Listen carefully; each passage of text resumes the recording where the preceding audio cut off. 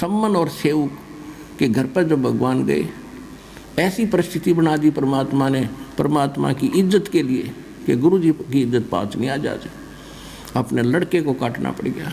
और फिर समर्थ शीश लेता है, या शीश दिया करता है, एक्सटेंड करता है, तो सम्मन के पुत्र सेव को भी जीवित कर दिया और उनको मोक्ष दिया।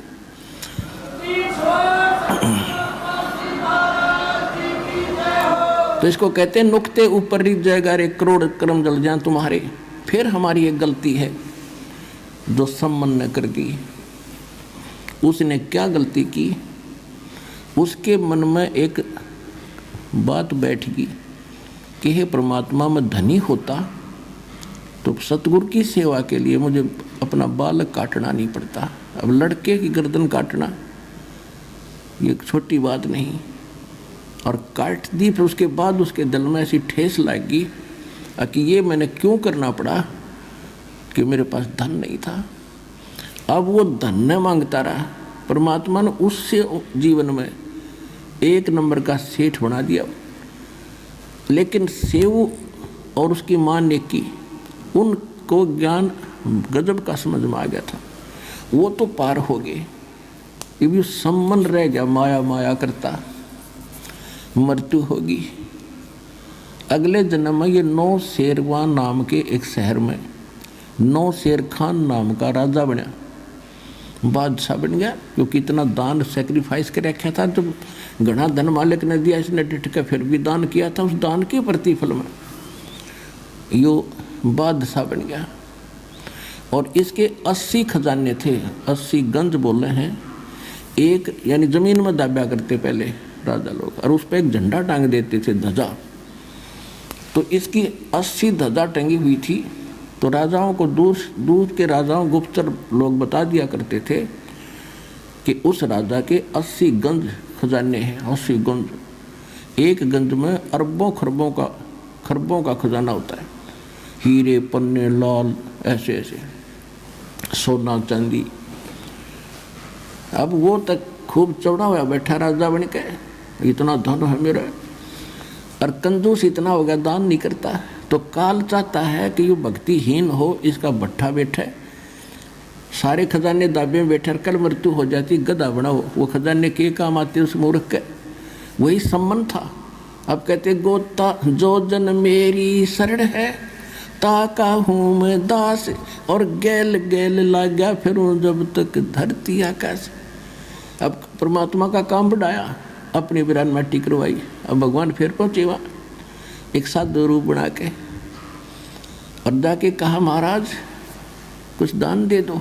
देखो हमारी बुद्धि सेट करने के लिए, हमें उभारने के लिए भिखारी बने भगवान। साधु संत बनकर कहा कि मुझे कुछ दान दक्षिणा करो। तो राजा इतना बुद्धिहीन हो गया, क्योंकि जितनी माया घड़ी होगी उतना कंजूस बनेगा, और बुरे काम में लाओगा, अच्छे काम में जीव ला नहीं सकता जब तक भगवान साथ नहीं होगा। तो वो राजा कहने लगा कि महाराज मेरे पास पैसे नहीं है। परमात्मा ने कहा कि देखो ये 80 ध्वजा फहरा रही है तेरी, आप क्यों झूठ बोलते हो? कुछ दान कर दो भाई, देख कल्याण होगा तेरा। कहने लगे बाबा जी ये मैं तो लोग दिखावा कर रखा है, इसमें कोल्हे दाब रखे, कोल्हे, सच बताऊं कोल्हे, हीरे हरे कोई इसमें। परमात्मा बोले ठीक है, जैसी तेरी नीत है बाबा भाई, ये कोल्हे हो जाएंगे फिर तेरे लिए। अब न्यू कह के परमात्मा चल पड़े। राजा ने सोचा भी संता की वाणी कदे सच्ची हो जाया करे। उसने खोद कर देखा कोल्हे पाए, दूसरा खोदा कोल्हे पाए, तीसरा देखा सारे कोल्हे। अब उसको तो हार्ट अटैक होने की तैयारी होगी। अब उसने कहा कि संत को खोजो, कहाँ गया? अब पाजे सैनिक बताया, एक ना के पिताजी आ जाओ, वहाँ बैठे हैं वृक्ष के नीचे। राजा गया पैदल नंगे पैरों, चरणों में गिर गए, महाराज माफ कर दो, जितना कहोगे उतना ही दान कर दूंगा। कहने लगा भाई तेरी नीत गेला बरकत हुई है यार, रखा पड़ा नहीं को लेकर था तो फिर क्यों रो है?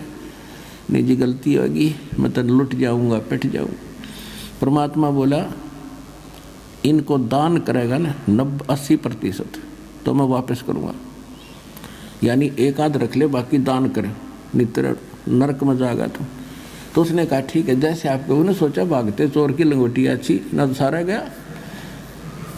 तो उसने जो भी है जैसा वायदा किया, जिसे दान काफ़ी दान दून कर दिया, फिर भी कुछ रखा उसने। अब जब उसने दान तकरीबन कर दिया, खजाना रह गया थोड़ा, तो उसके मन में एक दोष और आ गया। कहने लगा मैं भी अच्छा मुँह रखूँ, सारा दान कर दिया, बाबा जी के देखना होता है, कादा कर दूँ हैं, अच्छे घोड़े खरीदूँ हो, अच्छे ब्याह करवाऊँ और जो करूँ हो, मोक्ष फिर भी ना चाहे, ये बकवाद फिर चाहे, उसकी मृत्यु होगी, अगले जन्म में वह पूर्ति भी कर दी। वो अब्राहिम सुल्तान अदब नाम का, बलख नाम के शहर का राजा बना, बलख बुखारे का, इराक में एक बलख शहर है। तो वहाँ वो राजा बना और इतना धन दे दिया, क्योंकि जैसा आपने किया भगवान वो तो आपको साथ देता ही रहेगा। इतना धन दे दिया कि उसने 18 करोड़ तक घोड़े खरीद रखे, 18 करोड़, और हजारों की संख्या में ब्याह करवा लिए। अब ये इच्छा लेकर मेरा था नालायक, ले भाई फोड़ ले भाग अपने। और अब क्या होता है, परमात्मा को तो पता था कि देखिए बैठ गया सिंगर के अकबसीब कदे नहीं जाऊं, और पिछले कितने जन्म और बड़े बड़े खजाने छोड़ कर मर लिए। अब उस प्यारी आत्मा को जो फिर से नरक में दलदल में फंस गया, राज के में हजारों की संख्या में ब्याह करवा रखे, 18 करोड़ घोड़े। अब गांव में पहले हमने देखा था, एक भी घोड़ा या घोड़ी किसी के घर पर होती तो उसने नो क्या करते, बड़ा भाई धनी आदमी है, बड़ा चौधरी आदमी है, एक के घोड़ी में। और जिसका 18 करोड़ घोड़ी हो, घोड़े और घोड़ी हो, तो वो राजाओं में कितना संपन्न माना जाता था, ये शायद से अंदाजा लगाया जा सकता है। अब देखो, राजा हो चाहे रंक हो, भगवान की चाह फिर भी रहती है, आत्मा भूल नहीं पड़ती आत्मा को। अब उसने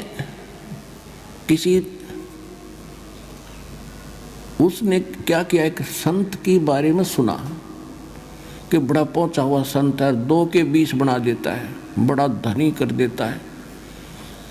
अब राजा उससे चक्कर में एक नकली ठग का फंस गया, उसको खूब दान दे, वो बताओ कि दान करोगे तो भरोगे, ये है वो है, और जब दान दे बस मुझे नहीं चाहिए, किसको दे दे, जैसा भी थोड़ा बहुत वो दान करता था।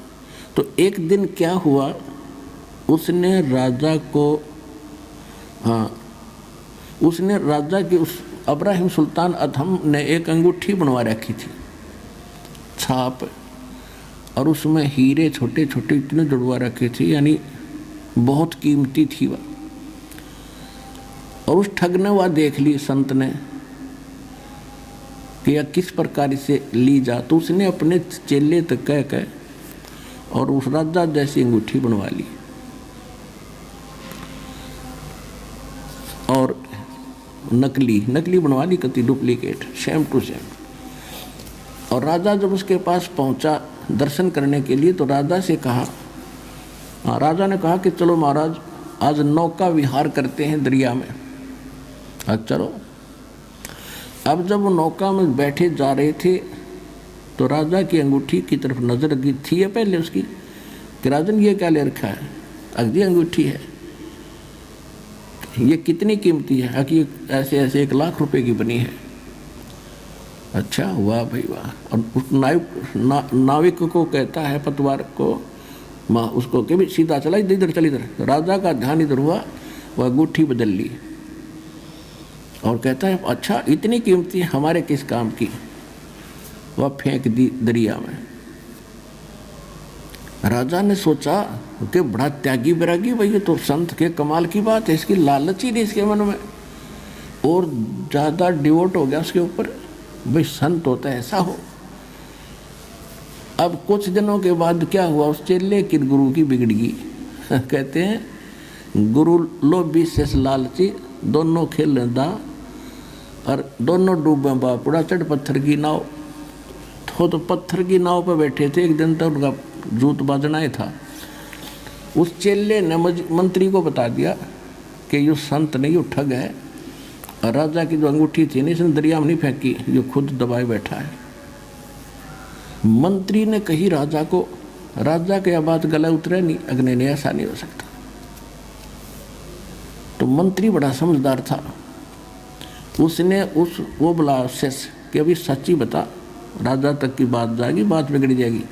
ने बोला जी कत्ती सच्ची है। उस सुनार के पास ले गया जिससे उसने डुप्लीकेट बनवाई थी। वजीर वहाँ गया तो उसने बता दिया सुनार ने, हाँ ये चेला बनवा के ले गया था और कह रहा था गुरु जी ने बनवाई है, सेम टू सेम जैसी राजा की बनाई थी, मैंने ऐसी नकली बना रखी है। तब दृढ़ मंत्री ने राजा को कहा जी सचमुच ऐसा ही है, मैं आपको जो कह रहा हूँ वो ठग है बिल्कुल। तो राजा बोला वो प्रमाण है? कहाँ जी? वो बता रहा है कि वहाँ दबा रखी है। उसी दिन राजा ने जाके छापा मारा, वह स्थान खोजा, वह नौकरी उठी पाएगी। राजा ने उस संत का दे लातों दे मुक्या, पहले तो उसकी दे ही तोड़ी और फिर भगा दिया कि इस राज में नहीं दिख जाएगा मेरे को। अब उसके बाद उसके मन में उन संतों के प्रति हेट होगी, नफरत होगी। उसने आसपास के जितने संत थे सबको पकड़वा लिया, जो भी जहाँ में लग वो पकड़ गया। अब डर, राजा वो धार्मिक राजा होते थे, उनको डर तो रहता है कि कोई सचमुच अच्छा भी संत हो सकता है, ऐसे नहीं किसी को तंग करना चाहिए, कोई बद्दुआ ना दे दे। तो वो क्या करता था कि सबसे प्रसन्न करता था कि तुमने भगवान देखा और देखा है तो मुझे दिखा। अब देखा ही नहीं क्योंकि तो बेचून का है तो नहीं देखा जी, वो बताते अनुभव करो, अनुभव से ऐसे होगा कि चलो। वो जेल में डालने शुरू कर दिए और चक्की पीसो। ऐसे 360 संत पकड़ लिए और जेल में डाल दिए। बाकी डरते आवा नहीं, वो छोड़ गए उसकी सीमा को। अब देखो परमात्मा के लिए डबल समस्या। एक तो थोड़े बहुत भक्ति करने लगे थे, वो नास्तिक बनाने की तरफ चल पड़े काल के दूत। और भगत चाकी पीसर भगवान ने याद करें, वो आत्मा तो कबीरा भगवान की थी कि परमात्मा तेरे नाम पर लगे आज ये इतना कष्ट हमें। और उधर से उस राजा को नरक से निकालना था। अब क्या बताते हैं, अब गरीबदास जी ने परमात्मा की वाणी को, परमात्मा की इस जानकारी को अपनी वाणी में किस प्रकार बताया है। पुण्यात्माओं,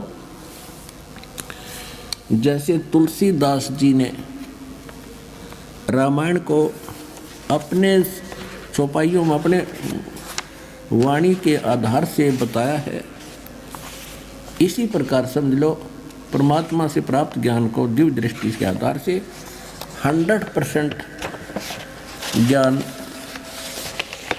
गरीबदास जी ने परमात्मा का सुनाया है, उनकी लीला बताई है। पंजा दस्त कबीर का सिर पर अर्श अमाने, बादशाह शेरवा से आने भये सुल्तान। 9 शेरवा के राजा से फिर सुल्तान अधम बन गए। 18 लाख तुरा दिया और 16 सेंस हुरम्बे, सतगुरु मिले शिकार में मारा बान असंभ। अजब नवेली पद्मनी अजब नवेला भोगे, और देखो अदम सुल्तान ने भाई कैसे लीना योग।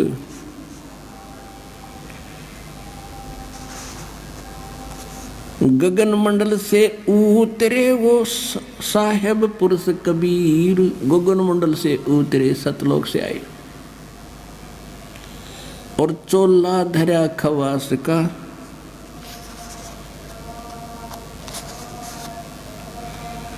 और तोड़े जम जंजीरी। अब क्या है, थोड़ा सा पहले मौखिक बताऊंगा, जब ये घना अच्छा समझ में आएगा। परमात्मा ने क्या किया, एक ऊंटों वालों का रूप बनाया। जैसे कारवान होते हैं, पहले लंबे सफ़र पर चलते थे रेगिस्तान के अंदर, बहुत लंबा कारवां चलता था, उसमें ऊँट रखा करते थे, उन्हीं पर चलते थे अपना सारा सामान लाद कर। एक ऐसे ऊँटों वाले कारवान की तरह वो वेशभूषा बना के राजा के महल के जो उसका अपना रेजिडेंस था उसके छत पर चढ़ गए लाठी लेकर, बड़ी सी पगड़ी, लंबी लंबे जूते जैसे राजस्थानी पहरा करें पुराने समय में, और लठ ऊपर छत पर रात ने लठ मारे नो, ऊपर खूब आवाज करे नो, खट्टा है खट खट्टा है खट। अब राजा के महल पर चिड़िया भी शोर नहीं कर सकती, एकदम निंद्रा भंग हुई। सभी को उसने ललकारा कि तुम कौन हो, क्या कर रहे हो, ऊपर क्या हो रहा है, तुमने देखा नहीं, पकड़ के लाओ उस कमबख्त को, कौन है जो शोर करे। अब पकड़ के लाए ऊपर से एक ग्रामीण सा व्यक्ति और सामने खड़ा। तो राजा ने सोचा ये कोई अनजान पने में चढ़ गया ऊपर। उसने पूछा भी कौन है तू, यहाँ क्या कर रहा था, कैसे आ गया तू। तो परमात्मा ने कहा कि ये मैं भाई, मेरा ऊँट गुम हो गया भाई, और मैं खोजता खोजता तेरी छात पर चढ़ गया, ऊँट खोजूं था तेरी छात पर। तो राजा ने सोचा सचमुच भोला भाला व्यक्ति है। कहने लगे हाँ देखो भगत भले आदमी, अरे ऊँट कभी छत पर हो सकता है, तेरी अकल मारी गई है।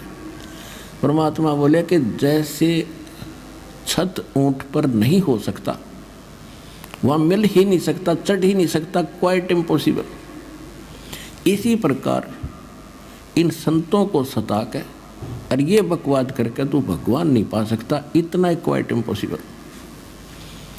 यूं कहकर अंतर ध्यान हो गया, अदृश्य हो गए सामने से।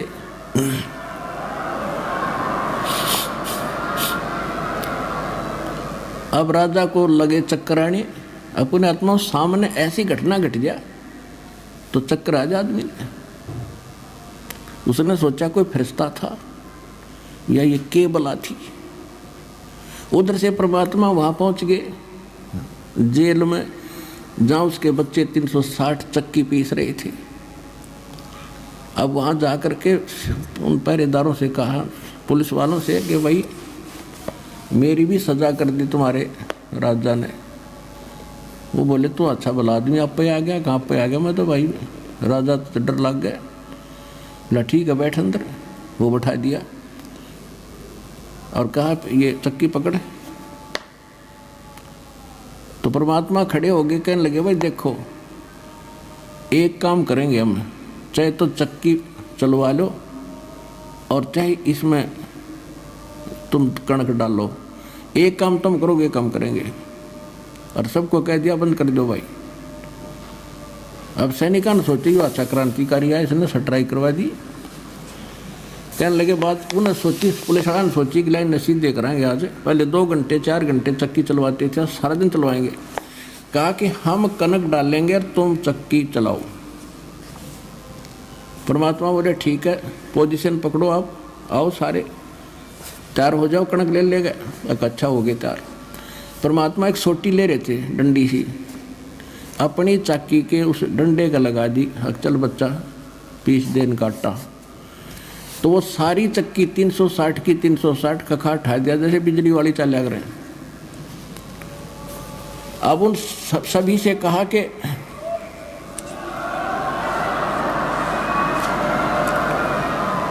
अब उन सभी जो साधु संत थे ने बोला नकलियों आंखें बंद करो। आंखें बंद करी और खोलो। आंखें खोली तो जंगल में खड़े हैं। परमात्मा बोले भाग जाओ इस बुद्धि भ्रष्ट की सीमा छोड़ के। वो तो गए थुक मुठियाँ जाओ कोती डांग ठोकते, सीमा पार करके डटे बाबा जी। तो अब उधर से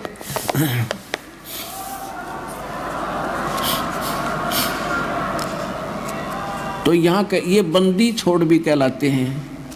ये इस टाइप के भी बंदी छोड़ हैं, और असली बंदी छोड़ ये ऐसे हैं, अमर करूं सतलोक पठाऊं और तात बंदी छोड़ कहूं।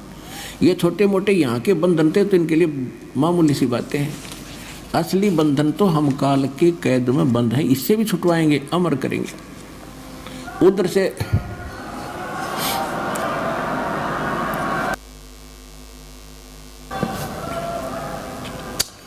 से राजा चिंतित हो गए, बेहोश हो गए। तो काजी मुल्ला बुलाए। उन्होंने सारी कहानी का जब पता चला तो उन्होंने कहा कोई फरिश्ता था या कोई पितर भूत प्रेत था। अब इसके तबीज बना के बांध दिया गले में कि अब कुछ नहीं होगा। अब राजा को फिर पता लग गया कि ऐसे ऐसे सारी जेल खाली होगी। राजा को पता चला तो राजा वहाँ पहुँचा। भाई कारण क्या हुआ कि ऐसे ऐसे एक संत आया था और वो न बोला, कह रहा था कि मुझे राजा ने सजा कर दी, आपके यहाँ आया होगा। हाँ, मेरे पास भी आया था। तो वो राजा ने उनको बख्श दिया कि वो कोई और चीज़ थी भाई, थारा कोई दोष नहीं तो वो राजा उनको सजा देता। तो कुछ दिनों के बाद नॉर्मल सा हुआ राजा। परमात्मा फिर पहुँचे एक झोटे पे बैठ के, भैंसे पे, और राजा के सामने जा खड़े हुए। राजा और सैनिक खड़े उसके दरबार में। रेजिडेंस अलग होता है राजा का और कार्यालय अलग था। कार्यालय में पहुंच गए। वहाँ तो आम जनता जा सका अपनी फरियाद करने के लिए। अब झोटे पर बैठे परमात्मा। राजा बोला, भाई यूँ कैसे आ गया झोटे समेत? बोला जी पूछे। कहाँ भी क्या बात है? कि अभी मैं राजा से मिलना चाहता हूँ और राजा को ये बताना चाहता हूँ भगवान कौन है। तो राजा को पता चला, कहा कि बुलाओ भाई। जोटे समेत भैंसे समेत आ गए परमात्मा और नीचे उतर गए। हाँ, ऊपर बैठे थे। तो राजा ने कहा कि भाई कैसे आए? कि आपके प्रश्नों का उत्तर देने आया हूँ। आपने साधु संतों को बुला रखा है कि भगवान बताओ कैसा कौन है, कि बताओ कौन है। कि जोटे पूछ ले, भैंसाराम बता भगवान कौन है। जब भैंसा बोलता है अब्राहम, ये मेरे ऊपर बैठा है खुदा है, अल्लाहु अकबर है, ये भगवान है। यूँ कह अंतर ध्यान हो गए दोनों।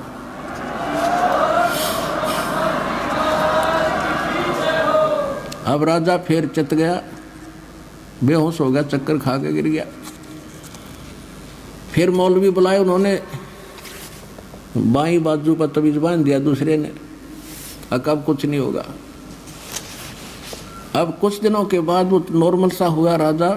परमात्मा चले गए एक यात्री का रूप बना के। पहले सफ़र करते थे यात्री, तो रात्रि में कहीं रुकते थे तो धर्मशाला में रुका करते, सराय में। सिर पे अपना गठड़ी ले जाते थे, थोड़ा बहुत खान का भी उसमें होता था, कपड़े होते थे रास्ते के नान धोने के लिए। छोटी सी पोटली वह काख में दे रखी। राजा के रेजिडेंस में पहुंच गए शाम के समय।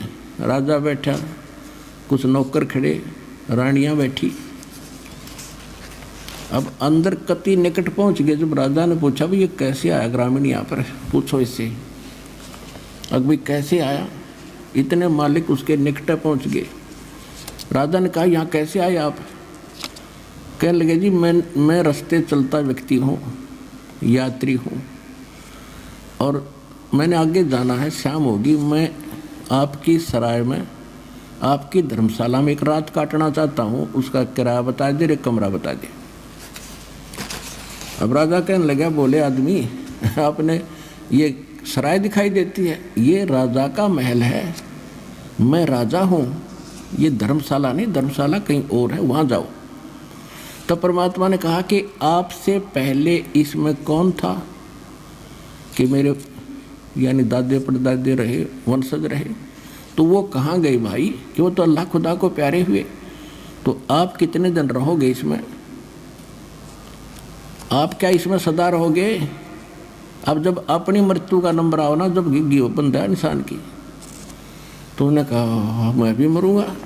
तो फिर इसने तो मैल समझा। अब मूर्ख आदमी, ये तेरे बाप दादा पड़ पीढ़ी, ये भी रहे सरा में गिद्दी, तू ऐसे ही तू चल जाई, इसलिए मैंने तेरा यो मैल सरा बताई। न्यू कह के फिर अंतर ध्यान हो गए।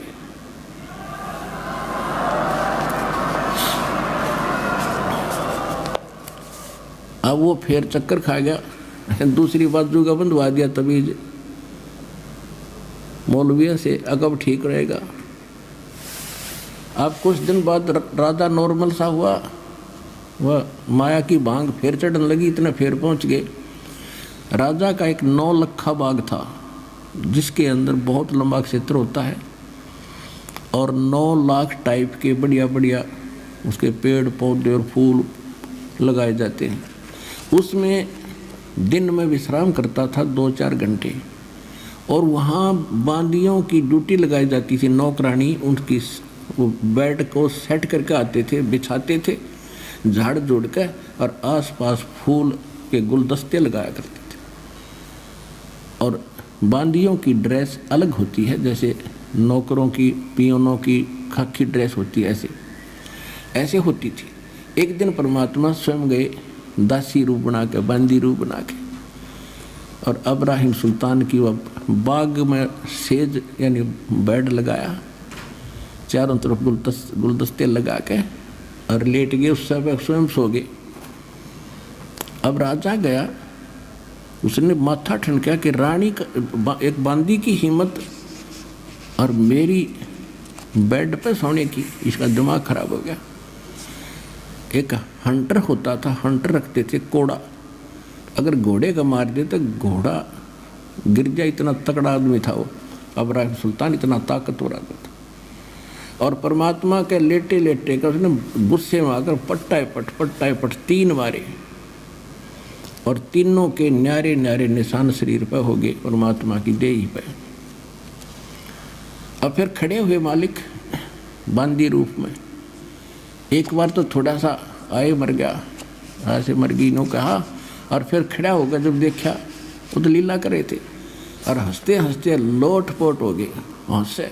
अब राजा की समस्या आधे से ज़्यादा तो वहाँ समाधान हो गया कि ये कोई बात और है। इस कोड़ा के लगने के बाद औरत हाथ से उसने बाजू पकड़ ली परमात्मा की, कहने लगा बांदी तू हंसी क्यों करे, किस लिए हंस रही है तू? कि मैं इसलिए हंस रही हूँ कि इस तेरी गंदी सेज पे बेड पे मैं तो एक घड़ी लौटी थी, और इसी निकम्मी ये बेड है जिस पर मुझे 3 करोड़ों की सज़ा मिली। मैं यूँ हंसू हूँ बेटा, तेरे साथ के बीतेगी, तू तो डेली सोता है इस पर।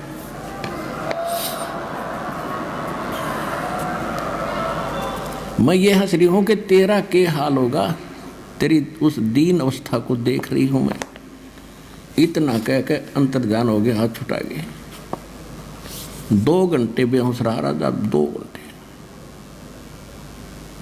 अब उसके बाद काफ़ी दिन के बाद क्या सोचा, रानियों ने सोचा, मंत्रियों ने सब सलाह करी कि इसको हम बाहर ले जाते हैं जंगल में, हफ्ते 10 दिन के लिए बाहर रहेंगे, शिकार करेंगे, इसका मन सेट हो जाएगा, काम काज में लग जाएगा। ये तो उदास रहने लगे, कहीं घर ना त्याग दे। इस चक्कर में रानी भी दृढ़ होगी और मंत्री भी चौकस हो गए, जंगल में ले गए।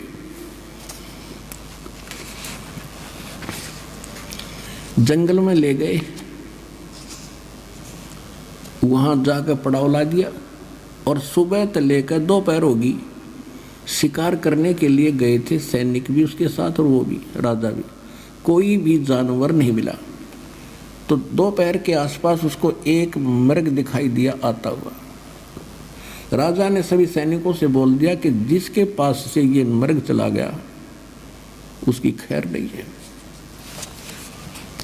क्योंकि राजा बगैर शिकार किए वापस आओ तो अपनी बेइज्जती मान्या करें। तो परमात्मा ने ऐसा दया करी, वो तो लीला थी, वो मृग उस राजा के घोड़े के नीचे के निकल गया। राजा शर्मिंदा होकर उसके पीछे भाग लिया कि इसको मैं ही पकड़ूंगा। इतनी दूर चला गया, वहां जाके टेढ़ा होकर अंतर्ध्यान हो गया, और बहुत दूर चला गया।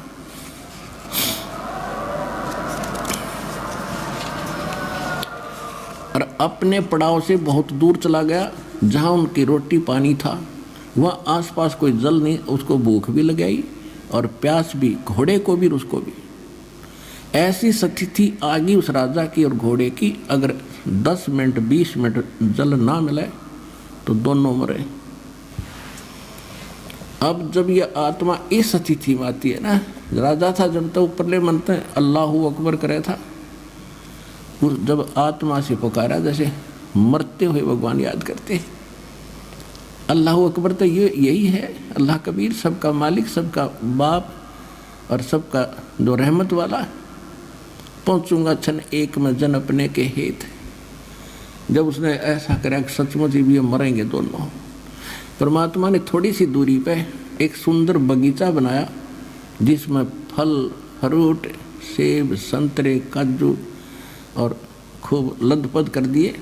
एक सुंदर सरोवर बनाया जल, और उसमें एक झोंपड़ी रच दी जैसे साधु घने दिनों तो रह रहा हो, और उसके 3 कुत्ते बेलों से बांध रखे, खूटे गाड़ गाड़ के। और उधर से इब्राहिम सुल्तान रोता हुआ आगे को खिस रखने देख रहा था। सामने देखा जल तो खुशी हुई, घोड़े को पानी पिलाया, आप पिया, फिर फल फ्रूट खाए, फिर देखे तो महात्मा बैठे हैं। उसने वहाँ पर जब छक लिया ना, पेट भर गया, जान बच गई, फिर बकवाद भावे। उसने सोचा कि बाबा जी 3 कुत्ते ले रहा है, बढ़िया है तो एली सेशन से, और इनमें से 2 ले चलता हूँ। क्या करेगा बाबा यहाँ पर? अब परमात्मा के पास आकर कहने लगे कि जिंदा इन 3 कुत्तों का क्या करेगा तू? परमात्मा बोले बैठ जा, बताऊंगा। वो बैठ गया और उनके सामने काजू किशमिश के हलवे बना के और पत्तों पर रख के, और उनसे इतनी दूर पर रख रखे, वो कोशिश कर रहे बेलों समेत वहाँ तक मुंह पहुँचाने का, पंजे पहुँचाने के, पहुँच नहीं रहे और भूखे मरे। और फिर उनका एक खाली बेल और ले रहे थे कुत्ते बांधन की, जिन वह रखी थी साथ में, और उधर से परमात्मा एक सोटी ले रहे थे, उनके डंडा मार रहे थे। तो राजा ने कहा कि ये क्या कर रहे हो, इनको खाना क्यों नहीं खाने देते, और इनमें से 2 कुत्ते मुझे दे दो, आप क्या करोगे? परमात्मा बोले भाई ये कुत्ते ऐसे देने के नहीं, ये VID है, वेरी इम्पोर्टेंट डॉग है ये। अब वो कैसे कि एक बल्क बुखारे का शहर का जो राजा है ना, ये तो इसका दादा है, पिताजी है, ये उसका दादा है, ये उसका तीसरा दादा है। इन हरामजादों को मैं कहा करता भक्ति कर लो, और मैं बहुत मिला इनसे, इनका बुद्धि में आई को ना। अरे भी इनको हलवा चाहिए, अब खवाऊंगा इनको हलवा, तो और मारे के। अरे यह एक खाली बेल ले रहा हूँ ना, अब जो राजा बैठा गद्दी पे वो कुत्ता बनेगा, उसने इसका बांध दूंगा बेटा। उसका तो पसीने आ गए।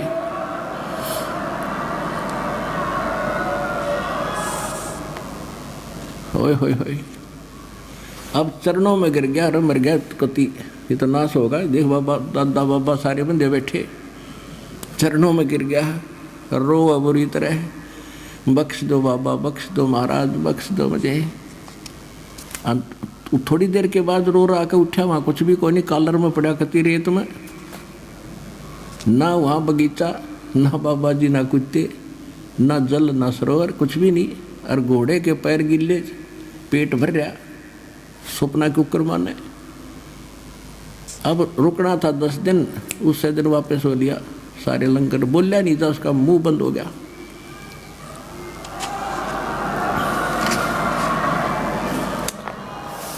अब फिर आके बैठ गया कति गुमसुम। रानियों ने फिर बुलाया, कोई जंतर मंतर करनिया। एक बड़े से हाल के अंदर रानी, मुख्य रानियां, वजीर खड़े, सब समझा रहे। रानियां भी कह रही जी आप तो ऐसे ही घबरा जाते हो, ये तो ऐसे होता रहता है, फलाना है, ये कुछ नहीं होता, ये तो वैसे हवा होती है। उसका मन बदलने की चेष्टा कर रहे थे काल के आधार से। इतने में कुत्ता आया, उसके सिर में कीड़े पड़े हुए थे, और आके इब्राहिम सुल्तान के सामने खड़ा होगा कि इब्राहिम सुन ले कान खोल के। कुत्ता बोला, और सब देखने लगे क्या हो गया भाई, कुत्ता बोला।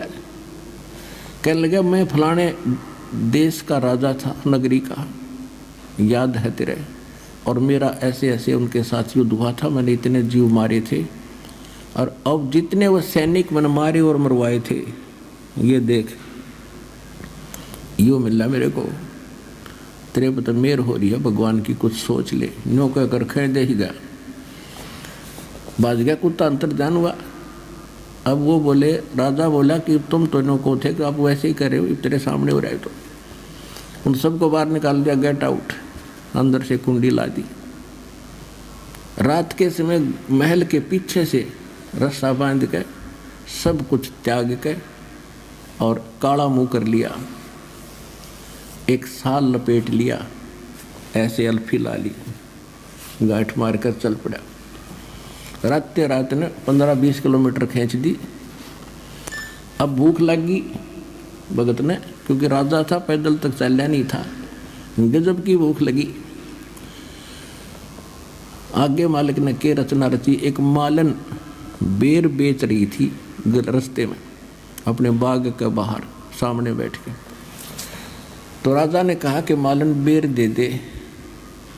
मालन बोली, भाई एक आने का शेर दूंगी। बोला ठीक है, एक शेर तोल दे। उसने शेर तोल दिया, खिला पैसे, अगमाई पैसे तो है नहीं मेरे पास। ये जूती, एक जूती, इतना रिच मैन था वो, एक जूती 1.25 लाख रुपए की, आज की उस समय की कीमत 1.25 लाख रुपए, हीरे पन्ने जड़ रखे उसके। ने बोला ये जूती ले ले, से दोनों ले ले और शेर बेर दे दे। ने बोली देख ले भाई, या ताना दे देना, जूती धर दे। दोनों रख दी जूते, और भूखा मरता क्या नहीं करता। अब कहते हैं ये जब तक बकवास भावा, जब तक इसका पेट समय पर भर जा। यहाँ एक उदाहरण देते हैं, गरीबदास साहिब जी बताते हैं कि एक समय इतना अकाल गिर गया भारतवर्ष में कि हाहाकार मच गई, और राजा लोगों को भी रोटी तक नहीं मिली, मांगते फिरा करते। कहते हैं शहजादे मांगत फिरे वो दिल्ली के उमराव, और जिन रोटी पाई नहीं जो खाते नान पुलाव। तो जब समस्या आती है जीव पर, जब अकल ठिकाना हो इसकी, तो कहने लगा ठीक आप ये रख लो और मुझे बेर दे दो। अब क्या किया, जब बेर तोलन लग गई वह मालन, एक बेर जमीन पर गिर गया और शेष गाल दिया उसकी जोड़ी में अब्राहिम के। अब उस एक बेर के ऊपर मालन तक मेरा उसने हाथ गाला, और अब्राहिम का मेरा, वो दोनों उस बेर पर लड़े। अब वहाँ परमात्मा अंतर्जान वो एकदम अपने रूप में आए और उसका एक दिरा थप्पड़ ने बोला, गधे तू के रात छोड़ के आया, एक बेर पर लड़ा, 2.5 लाख की जूती घेर दी, हर एक बेर पर जूतम जूता खाग छोटा तेरे राज खेचा तान मन में न्यू की न्यू है, जा मेरे वापस अपने घर में रह ले। कान पकड़ लिए,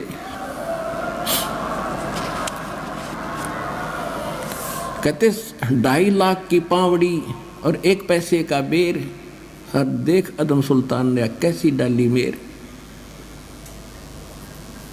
तब परमात्मा ने कहा फिर क्यों धक्के खाता फिर, तूने छोड़ा क्या है, आ तो गया तू सब कुछ त्यागी बनकर, लड़ाई फिर ने एक बेर पर लड़ रहा है, वहां राज पर लड़ते थे।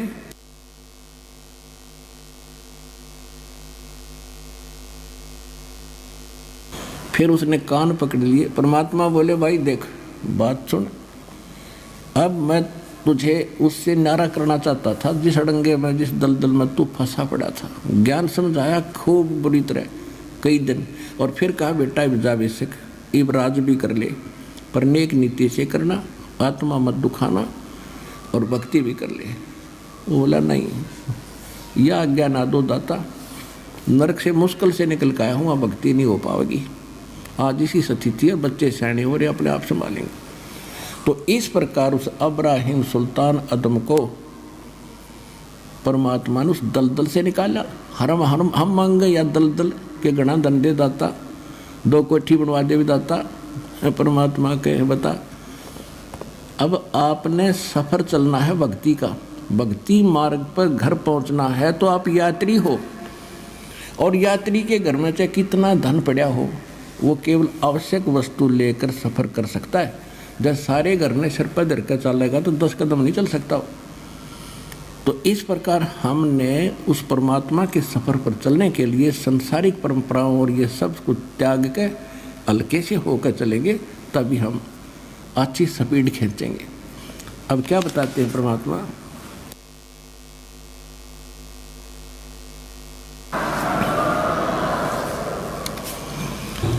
अब परमात्मा गरीबदास साहिब जी को बता रहे हैं, हम कारवान हो आए, मैलों पे ऊंट बताए, बोले बादशाह सुल्ताना, तुम रहते कहाँ दीवाना, दूजे कासिद गवन किया रे, वो डेरा महल सरा लिया रे।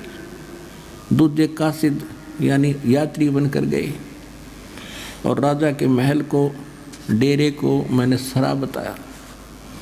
जब हम महल सराय बताई, सुल्तानी को त्यावर आई। चक्कर काट गया, सिर घूम गया उसका। जब राजा को मैंने ये बताया कि ये तेरे बाप दादा पड़ पीढ़ी ये भी रहे इसी सरा में गिद्दी, ऐसे ही तू उठ चली जाई, इसलिए मैंने तेरी ये शहर, तेरी महल सरा बताई।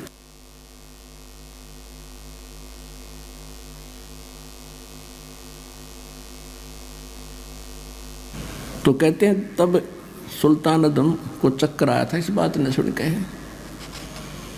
पुण्यात्माओं, पिछले पुनकर्मी प्राणियों का ये बात जल्दी असर करती है। अब आपसे पुनकर्मी प्राणी, आपने थोड़ा सा ज्ञान सुना और खिंच का आगे, तो ऐसे इसके साथ बन रहा था कि सचमुच यह बात तो सारी सच्ची रे, जुल्म हो गया तो सब चले जाते।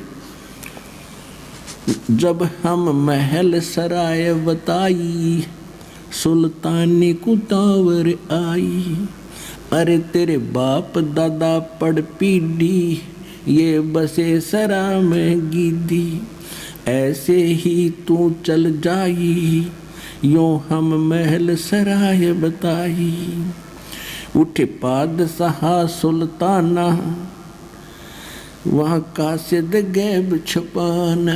जब बादशाह उठे और तरनाम पढ़ने लगे, परमात्मा अंतर्ध्यान हो गए उस यात्री रूप में। तीजे बांदी हो सेज बिछाई, तन तीन कोरड़े खाई। तीजे बांदी हो सेज बिछाई, तन तीन कोरड़े खाई।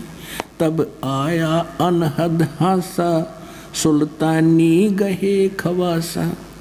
मैं एक घड़ी से जा सोई, तात मेरा ये हाल होई।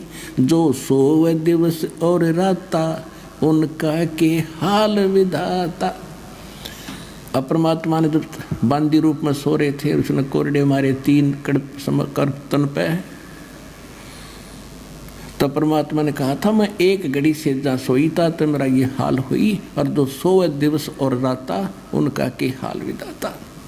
मैं यूं हंस रही हूं।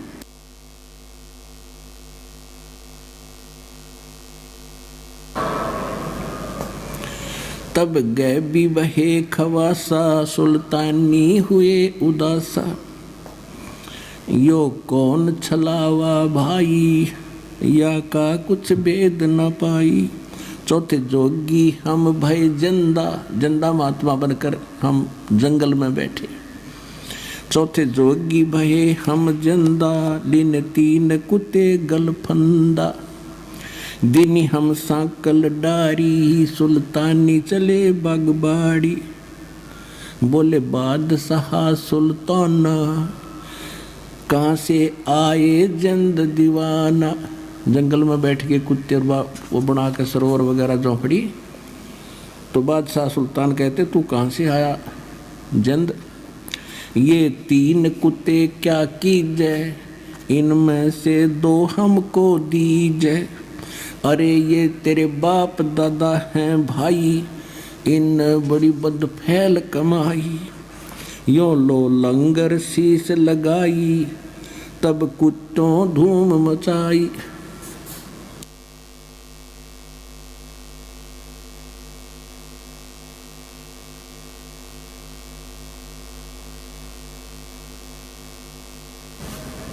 अरे तेरे बाप दादा हैं भाई, इन्हें भी बड़ी बदफैल कमाई। अरे तेरे बाप दादा पढ़ पीढ़ी, तू समझे क्यों ना गिद्दी। अब तू तख्त बैठ कर भूली, तेरा मन चढ़ने को सूली। अब तू राजा बन के इस तख्त सिंहासन पर बैठ कर भूल गया भगवान को। तेरा फांसी लगेगी, कुत्ता बनेगा तू अगले जन्म में। जोगी जिंदा गैब भयारे, हम ना कुछ भेद लहारे। बोले बादशाह सुल्ताना, जा खड़े अमीर दीवाना। ये चार चरित्र बीते, हम ना कुछ भेद न लीते। तब लगे ज्ञान के बाना, छोड़ी बेगम माल खजाना।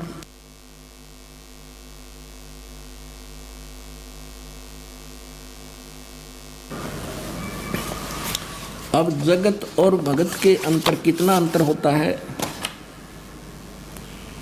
जब अब्राहिम सुल्तान अदम परमात्मा से दीक्षा, जब वो रास्ते में जा रहा था तो रास्ते में गर्मी का मौसम था, सावन का महीना था, थोड़ी थोड़ी फुहार सी गिर रही थी, कभी रुक जाती थी, ठंडी हवा चल रही थी। एक व्यक्ति, उसका कोई संतान नहीं, उसके एक औरत और स्वयं और एक गाय ले रहा दूध पीने के लिए, और एक झोंपड़ी में रह रही। अब्राहिम सुल्तान रात्रि के समय उनकी झोंपड़ी की आड़ में हवा से बचने के लिए बैठ गया, और वो उठ कर बतलाने लगे आपस में कि बड़ी बढ़िया वर्षा कर दी खुदा ने, बढ़िया चारा होएगा और गाय खूब दूध दिया करेगी। उसकी पत्नी कह रही थी।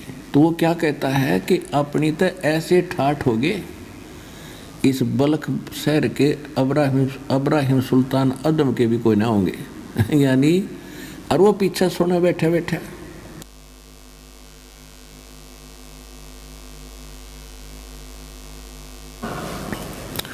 कि अपने तो इसी मौज हो जाएगी, इस अब्राहिम के भी नहीं होगी राजा की। अब उसने यह बात सुनी तो देखो भगत का तो मन में आती है कि देख इसके के भूल पड़ रही है भोले आदमी का। एक औरत एक गऊ है ढांडी, अपनी देसी भाषा में हमारे यहाँ ढांडी कहते हैं गाय को, और औरत को रंडी कहते हैं। गरीबदास जी ने तो लैंग्वेज बोली है अपनी देसी कति खड़ी भी बोल रखी है बहुत सालों पर। अब उसने उठकर देखा कि ला इसको थोड़ा ज्ञान समझा दूं। वहाँ जाकर उन्होंने वालेकुम सलाम करी। उन्होंने उत्तर दिया कि भाई कौन है तू। उसने कहा कि आप क्या बोल रहे थे, अभी मैं यहाँ बैठा था आपके पीछे।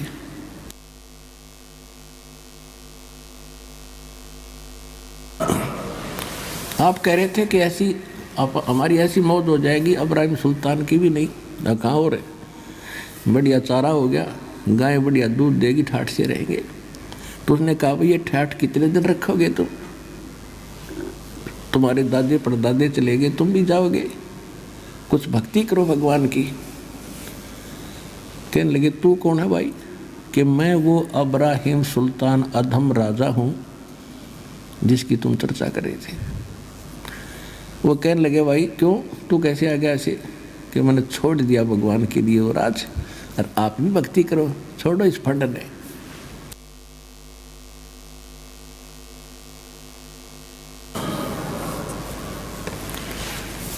इसको छोड़ दो, तुम भक्ति कर लो।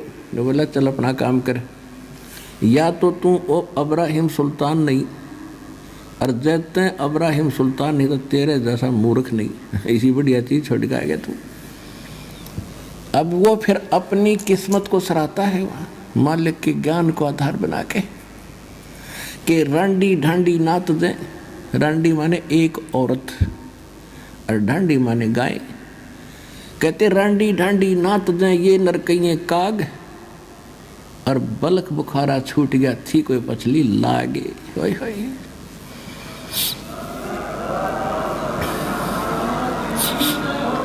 पिछली लाग माने कोई पिछले गजब के संस्कार थे दाता। एक जीव पे यूं ना छूटता, इसने ठाठ मान कल गधा बनकर कुत्ता बनकर घूम गए मूर्ख, और मेरे पर रजा करती दाता ने बलक बुखारा छुटवा दिया। दाता कोई पिछला गजब का संस्कार था ना, न्यों छूटे। तो आप वो आत्मा पुण्यात्मा हो, आपकी कोई पिछली लाग है, यहाँ आना कोई हंसी खेल नहीं है। अब इस रजा को बना के रखना, तुम्हारा कल्याण होगा।